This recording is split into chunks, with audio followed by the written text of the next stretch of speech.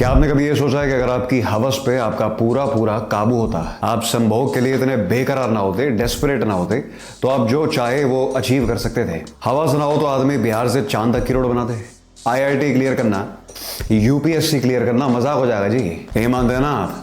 चलो एक काम करते हैं, आपकी समस्या को आज जड़ से उखाड़ ही देते हैं। वो वाली जड़ नहीं, ये यहाँ। आइए जानते हैं कि आदमी पूरी दुनिया भी जीत ले लेकिन अपनी हवस के आगे हार क्यों जाता है। ये है गेम्स पीपल प्ले का एपिसोड 10 और इसमें हम जानने वाले हैं डीसेक्सुअलाइजेशन, एक ऐसा प्रोसेस जो साइंस और अध्यात्म की सहायता से इस हवस को एंडलेस ड्राइव और एनर्जी में कन्वर्ट करने का परमानेंट इलाज देता है।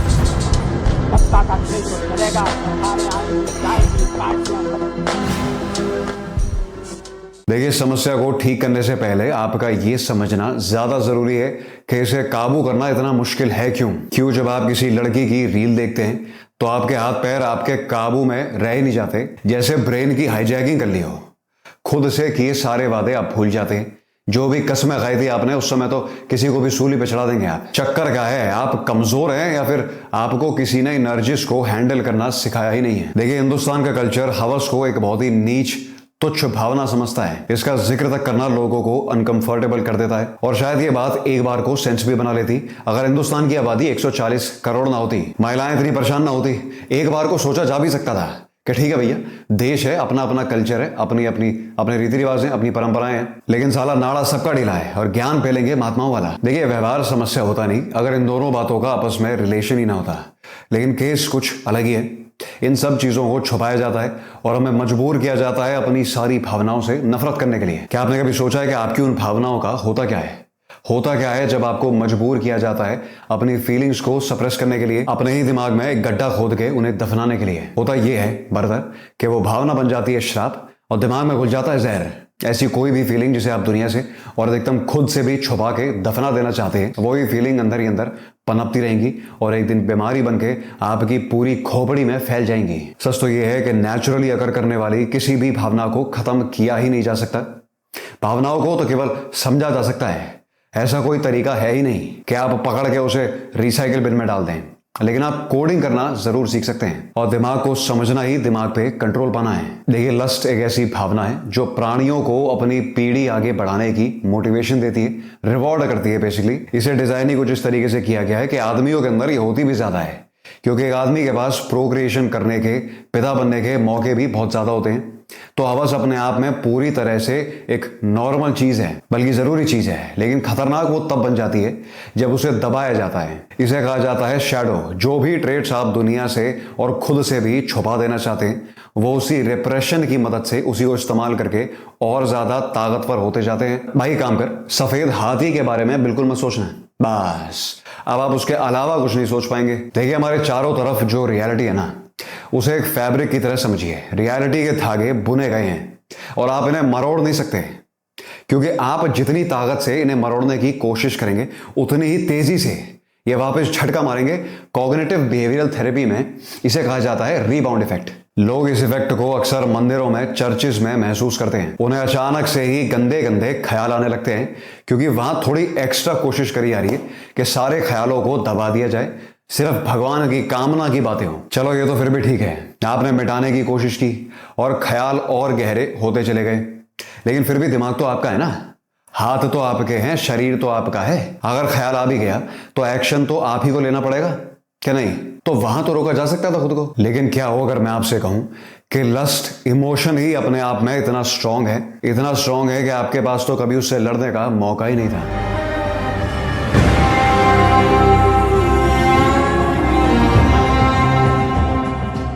देखिए, आपका दिमाग लस्ट की तरफ खिंचा इसीलिए चला जाता है क्योंकि वो आपकी एक्चुअल नीड्स का एक बहुत ही सटीक भ्रम है। आपसे वादा किया जा रहा है कि आपका जीवन सफल हो जाएगा और आपकी जो सबसे गहरी तमन्ना है, किसी से प्रेम करने की, किसी का प्रेम पाने की, एक एक्चुअल मीनिंगफुल कनेक्शन बनाने की और वाकई में किसी के साथ एक हो पाने की, उसी तमन्ना का आपको लालच दिया जा रहा है और आप उसी झूठे सपने में बहते ही जा रहे हैं। ऐसा इसीलिए है क्योंकि एक जेन्युइन कनेक्शन ही लॉन्ग लास्टिंग हैप्पीनेस का असली सोर्स है। और वहीं लस्ट को सेटिस्फाई करने का अनंत ही नहीं है, अनंत कथा है, पूरी किया ही नहीं जा सकता, क्योंकि ये सोर्स है एक टेम्पररी हैप्पीनेस का।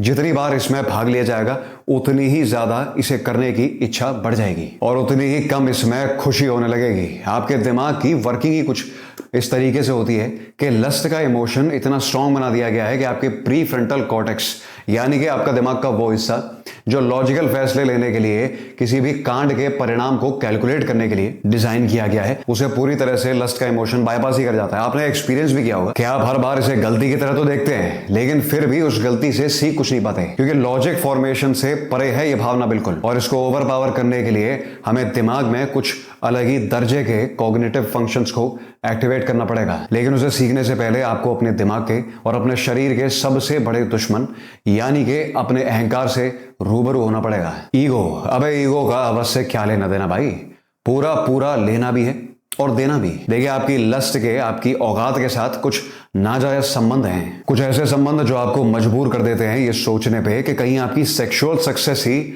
आपकी पर्सनल वैल्यू तो नहीं है, कहीं यही आपकी पर्सनल वर्थ का प्रमाण तो नहीं है। आपने भी एक्सपीरियंस किया होगा कि जो लड़का जितना हरामी उतनी उसकी इज्जत। कहते हैं ना, प्ले बॉय बनो, फक बॉय बनो, यही लौंडे हैं वो जो 300-300 रुपए वाली एंट्री के क्लबों में वो जो हुक्के सेट करते हैं ना फू फू करके, वहां पे एंटियों पे लाइन मार रहे होते हैं।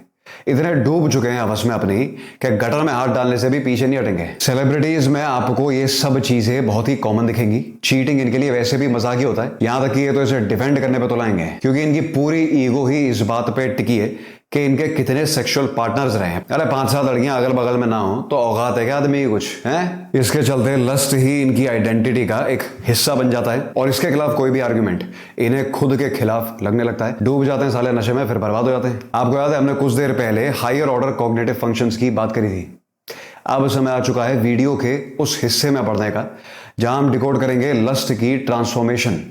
देखिए, लस्ट एक एनर्जी है और energy can neither be created nor be, आपने बनाया नहीं है, आप खत्म नहीं कर सकते, आप केवल उसका इस्तेमाल कर सकते हैं। एक ऐसा इंसान बनने के लिए जिसकी थिंकिंग एबिलिटीज बेहद ऊंचे दर्जे की हो चुकी हैं। अब मैं चाहता हूं कि आप थोड़ा एक्स्ट्रा ध्यान दें, क्योंकि अब मैं बताने जा रहा हूं कुछ ऐसी टेक्निक्स जिनका इस्तेमाल मैं खुद भी अपने जीवन में लगातार करता हूं। इसका नाम है साक्षी और ये अनेक धर्मों में अलग अलग तरह से बताई गई है। इसका सोल पर्पस है अपने शरीर से अलग होना और अपनी भावनाओं को विटनेस करना। इसका मतलब है आप ये तो देख पाएंगे कि घटना घट रही है लेकिन उसमें हिस्सा नहीं ले पाएंगे। आप दूर से खड़े होकर किसी भी घटना के सबूत तो बन सकते हैं लेकिन उसमें भाग नहीं ले सकते।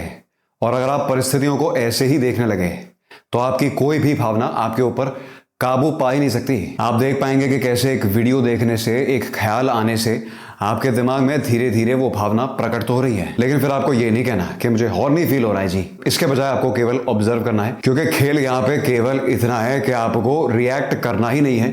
आप उस भावना को आने दें, ना तो उसे धकेलने की कोशिश करनी है, ना ही उससे लड़ना है और ना ही उसमें भाग लेना है। आपने उसे केवल परमिशन दे दी है कि चल बेटा मौज ले। आप एक ऐसा आईना बन जाएंगे जिसमें ना तो कोई चीज रोकी जाती है और ना ही रिजेक्ट करी जाती है। जैसी आई है वैसी ही वापस जाएगी। ऐसा करने से आप एक ऐसे साक्षी बन जाएंगे जिसे अपने सारे थॉट्स, सभी इमोशंस बिल्कुल क्रिस्टल क्लियर दिखने लगेंगे। ट्रांसपेरेंट हो जाएगा पूरा दिमाग आपका। ये चीजें आएंगी और जाएंगी, आएंगी जाएंगी, लेकिन आपको कंट्रोल नहीं कर पाएंगी, क्योंकि आपने उन्हें अपनी अटेंशन दी ही नहीं है, आपने उनमें अपनी एनर्जी ही इन्वेस्ट नहीं करी है। अब ऐसा करने से आपको धीरे धीरे एक स्वतंत्रता महसूस होने लगेगी अंदर से। हो सकता है आपको हवस अभी भी आए लेकिन ये आपके ऊपर काबू नहीं कर पाएगी। इसका बायोलॉजिकल फ्रंट ये है कि इस प्रैक्टिस को करने से आपके प्री फ्रंटल कॉर्टेक्स की फंक्शनिंग एनहांस हो जाती है। ये दिमाग का वो हिस्सा है जो डिसीजन मेकिंग और क्रिटिकल थिंकिंग के लिए रिस्पॉन्सिबल है। उसके बाद ये एमिगडाला की एक्टिविटी को भी काफी कम कर देता है। यह दिमाग का वो हिस्सा है जो कि ट्रिगर्स और अचानक करी जाने वाली इंपल्सिव प्रक्रिया के लिए जिम्मेदार होता है। इसकी एक्टिविटी कम करने से आपका दिमाग एक काम स्टेट में आ जाता है जहां सब कुछ ऑब्जर्व करना आसान हो जाता है, इंपल्स को कंट्रोल किया जा सकता है।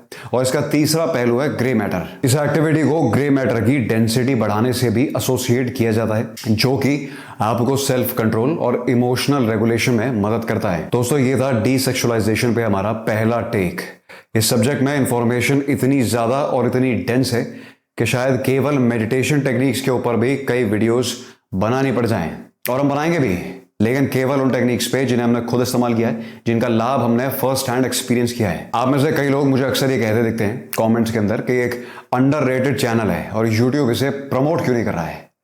तो आज मैं आप सभी को एक राज की बात बताने वाला हूं। देखिए, YouTube प्रमोट उन्हीं वीडियोस को करता है जिन्हें आप प्रमोट करते हैं। अब अगर आपको लगता है कि आपके खर्चे गए 10 मिनट, इस वीडियो के अंदर पैसा वसूल हुए हैं, आपको कुछ सीखने को मिला है, तो इसे उस इंसान के साथ अवश्य शेयर करिए, उस दोस्त के साथ या किसी भी करीबी इंसान के साथ जिसको ये पता ही नहीं है कि इस समस्या के इतने पहलू एग्जिस्ट करते हैं, इसके इतने एंगल हैं, इसे सोचने के और इसे हल करने के इतने तरीके हैं, बल्कि इसे कन्वर्ट करने के भी प्रोसीजर्स हैं। ये था गेम्स पीपल प्ले का 10वां एपिसोड। इसके आने वाले सीजन के रेगुलर अपडेट्स के लिए सब्सक्राइब कीजिए एगडॉन ग्रुप के ऑफिशियल यूट्यूब चैनल को, और इस सीजन की और भी वीडियोस चेकआउट करना बिल्कुल ना भूलें।